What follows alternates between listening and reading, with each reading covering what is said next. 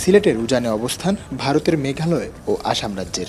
উজান থেকে নেমে আসা ঢলে প্লাবিত সীমান্তবর্তী গোয়াইনঘাট, জৈন্তাপুর, কানাইঘাট, কোম্পানীগঞ্জ ও জকিগঞ্জ উপজেলার নিম্নাঞ্চল।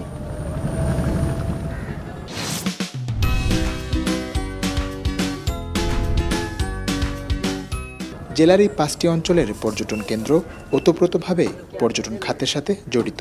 পানিতে তলিয়ে যাওয়া পর্যটন কেন্দ্রের পরিস্থিতি স্বাভাবিক না হওয়া পর্যন্ত সব পর্যটন কেন্দ্রই সাময়িক বন্ধ রাখা হয়েছে। দূর দূরান্ত থেকে গিয়ে ফিরে যাচ্ছেন পর্যটকরা। এখন তো স্পট বন্ধ, তো একটু খারাপ লাগতেছে। তো এই মৌসুমে আসলাম, কিন্তু এটা আচমকায় একটা বন্যায় পরিণত হয়ে গেছে। তো এই কারণে আমরা খুবই হতাশ আর কি।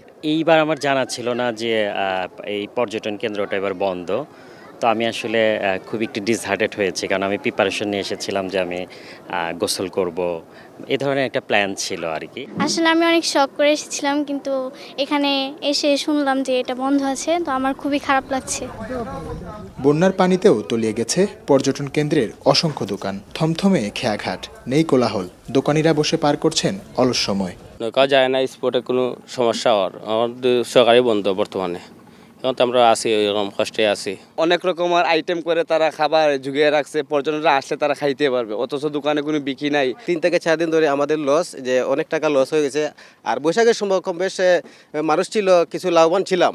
এখন বর্তমানে অবস্থা খুবই খারাপ। অনাহারে অঙ্গ মানুষ মারা যায়, মানুষও আন না, কিনাকাটাও নাই, মাল জামানা মানুষের ভান্যে বাসে আনছে। স্থানীয়রা বলছেন সামগ্রিকভাবেই আকস্মিক এই বন্যায় অর্থনৈতিক ক্ষতির মুখে পর্যটন খাত। পাহাড়ি ঢল যদি বন্ধ না হয়, প্রচুর রাজস্ব হারানোর শঙ্কাও অমূলক নয়। পাহাড়ি ঢল ছিল, প্রবল স্রোত। এই পাহাড়ি ঢল এবং প্রবল স্রোতের কারণে মানুষের জীবন হানি হওয়ার ঝুঁকি ছিল। এজন্য আমরা এটাকে অ্যাসেসমেন্ট করে আমরা পর্যটন স্পটগুলোকে বন্ধ করে দিয়েছি। আমাদের যে সাদা পাথরের সৌন্দর্য, এই সৌন্দর্যটা হয়তো ক্ষতিগ্রস্ত হতে পারে, পাথরগুলো সরে যেতে পারে। এটা নিয়ে আমরা একটু চিন্তা ভাবনা। প্রাকৃতিক দুর্যোগ কাটলেই ঘুরে দাঁড়াবে সিলেটের পর্যটন শিল্প, নতুন করে সচল হবে ব্যবসা বাণিজ্য, এমনটাই প্রত্যাশা সবার। রাকিবুল রাফি, এখন সিলেট।